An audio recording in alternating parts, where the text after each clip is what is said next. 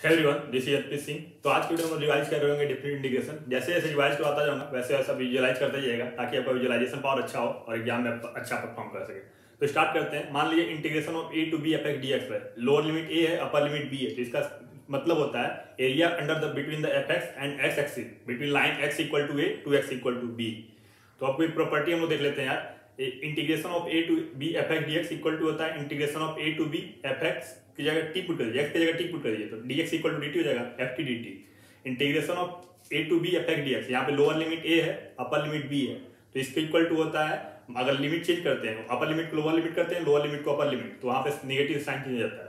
और मान लीजिए integration of a to b f x d x, इसका मतलब होता है ए टू बी में एफ एक्स कंटिन्यूअस होता है। अगर कहीं पर डिसकंटिन्यूअस है तो इसको ब्रेक डाउन करते हैं, a to c f x d x plus c to b f x d x. यहाँ पे सी पे ब्रेक डाउन कर लिया। प्रॉपर्टी है a to b f x d x अगर जीरो हो रहा है तो इसका अगर equation f x equal to zero करते हैं तो एटलीस्ट वन रियल रूट वो होगा ए टू बी में। जैसे integration of a to b f x d x का जीरो हो रहा है, मतलब जितना एक्स एरिया जीरो हो रहा है, मतलब जितना एक्स एक्सिस के ऊपर होगा उतना नीचे होगा, तभी जीरो प्लस माइनस करके जीरो हो रहा है, तो जरूर एक ना एक बार पास करेगा ये एक्सिस से, तो उसका एक ना एक रूट होगा ए टू बी में।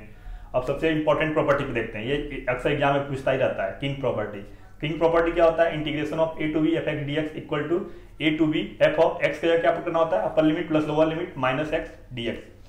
ठीक है, अब आते हैं ये minus a to a f x d x, इसका करता है, ये जब भी क्वेश्चन में आए तो यहाँ पे ध्यान रखिएगा, इसको ऐसे ब्रेक डाउन करते हैं, zero to a f x plus f of minus x d x. अगर f of minus x equal to minus f x मतलब ऑड फंक्शन हुआ, ऑड फंक्शन के लिए क्या प्रॉपर्टी है? F of minus x equal to minus f x. Even के लिए f of minus x equal to f x, तो जब भी ऑड रहेगा तो जीरो हो जाएगा और इवन रहेगा तो two times zero to a f x d x हो जाएगा। और इसके बाद आते हैं हम लोग नेक्स्ट प्रॉपर्टी पे। तो जब zero to two a f x d x रहेगा तो इस केस में होता है zero to a f x d x plus f of zero to a f x d x plus f of two a minus x d x. तो f of two a minus x equal to f x रहेगा, तो इसके equal हो जाएगा two times zero to a f x d x. अगर f of two a minus x equal to minus f x हुआ तो value zero हो जाएगा। अब हम आते हैं नेक्स्ट प्रॉपर्टी पे। ये सिंपल एक याद कर रहेगा, zero to pi by two integration है log sin x d x, तो इसकी वैल्यू होती है minus pi by two l n two. और अगर कॉस एक्स भी रहता है तो वही zero to pi by two log of cos x d x equal to minus pi by two l n two. ये यूज कर लीजिए किंग प्रॉपर्टी यूज करके, फिर ट्रिग्नोमेट्रिक यूज करके आराम से आ जाएगा।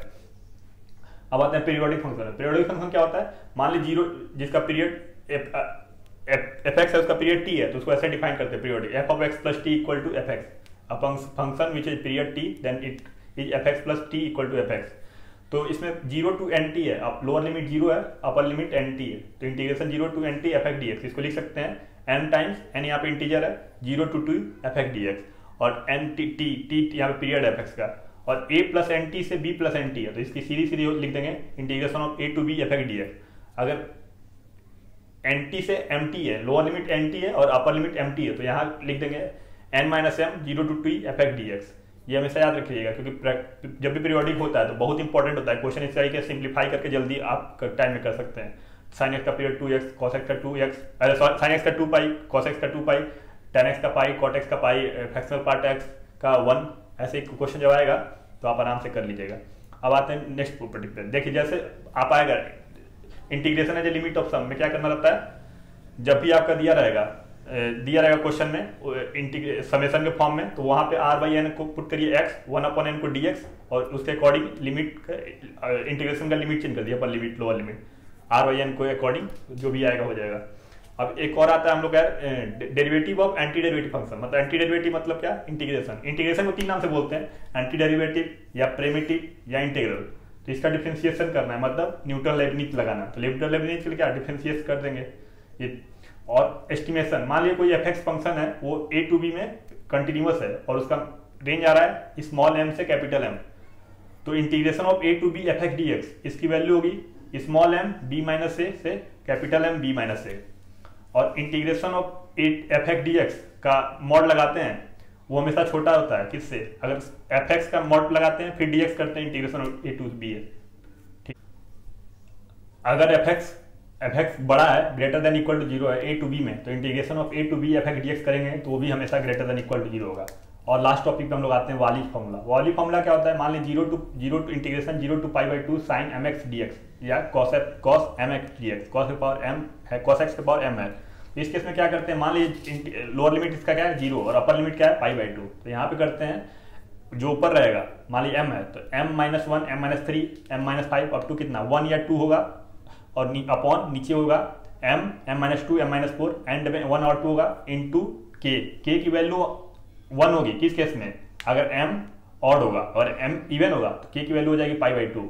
और मान लीजिए एक और केस इसी का, अगर 0 to π/2 में sin mx cos nx dx, मतलब sin और cos एक बार दोनों बार एक साथ है, मल्टीपल है, sin का पावर m है cos का पावर n है, तो यहाँ पे कर देंगे। इस केस में क्या करना होता है, जो भी रहेगा ऊपर मान लीजिए m है तो m cos sin में m है तो m-1 into m-3 into m-5 up to कितना 1 या 2, और फिर उस मल्टीप्लाई में cos का पावर n है तो n-1 n-3 n-5 इंटू 1 और 2 अपॉन नीचे मान लीजिए साइन में m था तो m को करना है m into m-2 m-4 m-6 up to 1 और 2, और cos में n था तो n-2 n-4 m-6 up to 1 और 2 इंटू k की वैल्यू होगी 1 किस केस में, जब m और n k की वैल्यू होगी कि कोई भी केस में, अगर याद रखिएगा अगर k दोनों इवन रहेगा तभी π/2 होगा, कोई भी एक अगर इवन नहीं हुआ तो दोनों इवन नहीं हुआ तो भी 1 होगा, अगर कोई भी एक नहीं इवन हुआ तो भी 1 ही हो जाएगा, तो अगर दोनों इवन होगा तभी केस में